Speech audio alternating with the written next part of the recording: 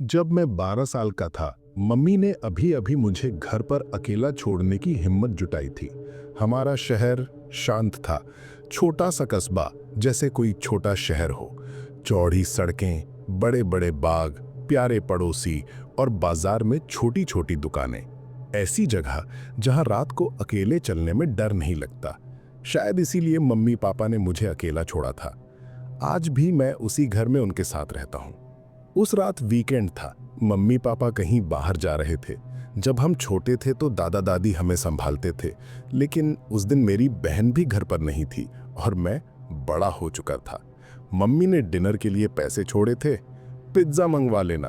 12-13 साल के लड़के के लिए क्या बात थी।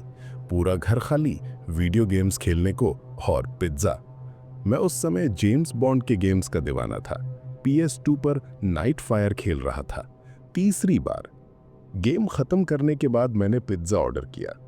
हमारे घर के पास ही एक पिज्जा की दुकान थी, गियानीज।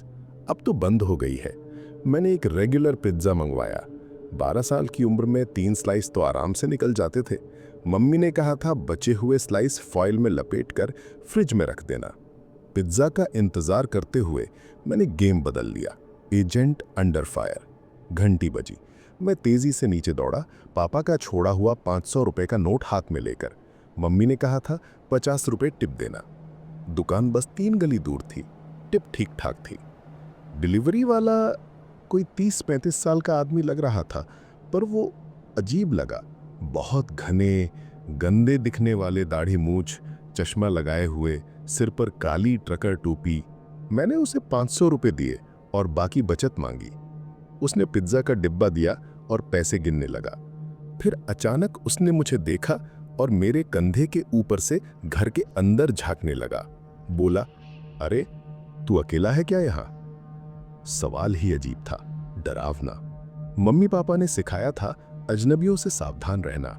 मैंने झट से कहा, नहीं, मम्मी पापा आने ही वाले हैं।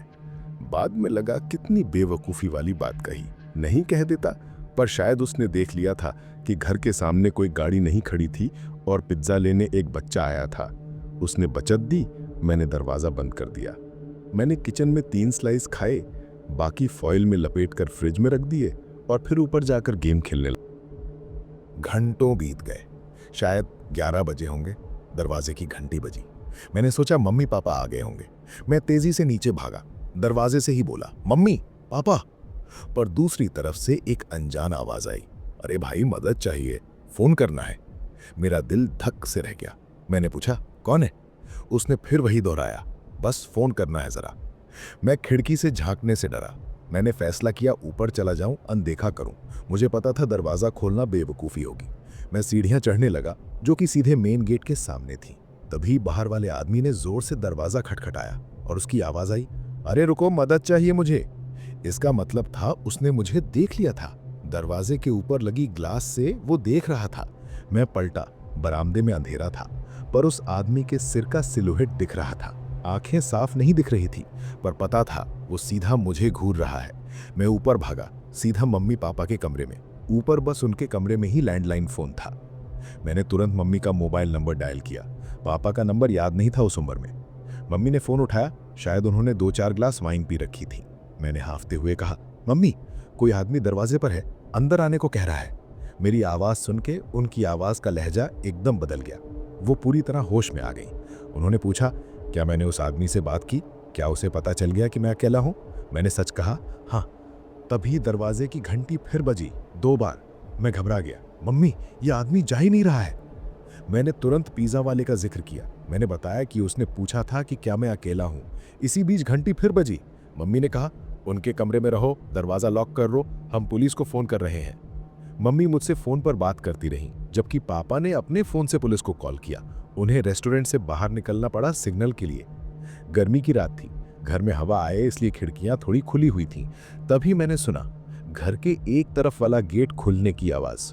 वो गेट जो बैकयार्ड में जाता था, बहुत ही धीमी, सावधानी से खुलने की आवाज़। मैंने मम्मी को बताया। उन्होंने कहा, चुप रहो, लाइट बंद रखो, कमरे में ही रहो।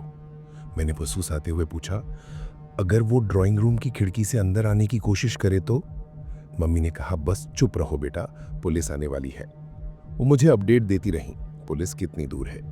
मैं थोड़ा शांत होने लगा था, तभी मैंने साफ सुनी नीचे फर्श पर कदमों की आवाज। कोई घर के अंदर घूम रहा था।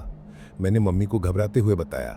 मैंने सुना मम्मी दूसरे फोन पर पुलिस से चिल्ला रही थी, आदमी अंदर घुस गया है, जल्दी आओ। मम्मी ने कहा, बिस्तर के नीचे छिप जाओ, वहीं रुको। मेरे 12 साल के दिल के लिए वो जिंदगी की सबसे डरावनी पल थी। बस एक छोटा सा ताला ही मुझे सुरक्षित महसूस करा रहा था। फिर मैंने सीढ़ियों पर कदमों की आवाज सुनी। सीढ़ियां हॉल में थीं जहां मेरा और मेरी बहन का कमरा था। मम्मी पापा का कमरा आगे था। कदमों की आवाज थोड़ी देर के लिए धीमी हुई। शायद वो घुसपैठिया हमारे कमरों में झांक रहा था।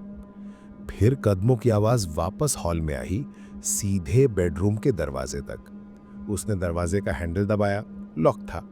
उसने 2-3 बार कोशिश की, जैसे जादू से खुल जाएगा। फिर उसने हल्के से दरवाजा खटखटाया, पर एक शब्द भी नहीं बोला।